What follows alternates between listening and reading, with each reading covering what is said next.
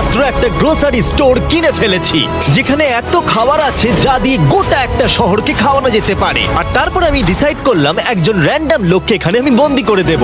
যতদিন তুমি এখানে থাকবে এই গ্রোসারি কার্টে করে আমি তোমাকে $10,000 করে দিয়ে যাবো। এটা তো দারুণ ভাই, তাহলে চলো। ঠিক আছে, এটা আমি 24 ঘন্টা পরে দেবো। ও, okay. এই চ্যালেঞ্জটা অ্যালেক্সকে লিটারালি মাল্টি মিলিয়নিয়ারও বানিয়ে দিতে পারে। তার মানে হলো ও এখানে 1 বছর থাকতে পারে। আর এটা শুরু হলো এখন থেকে। ঠিক আছে, জিমি চলে গেছে।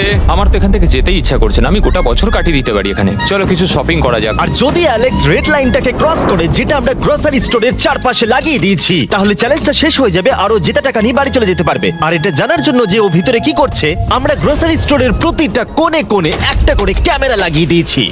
প্রথম রাতে আমি ভাবছি এই স্টেকটা খেয়ে নেবো। আমার মনে হয় এখানটা বেশ বাড়ি বাড়ি মনে হচ্ছে। গ্রসারি স্টোরের এই কোনটা বেশ ভালো। আমি যদি এরকম খাবার প্রত্যেক রাতে পাই, আমি এখানে গোটা বছর কাটিয়ে দিতে রাজি। প্রথম রাত কমপ্লিট, কাল সকালে দেখা হচ্ছে। এখন 24 ঘন্টা হয়ে গেছে আর আমি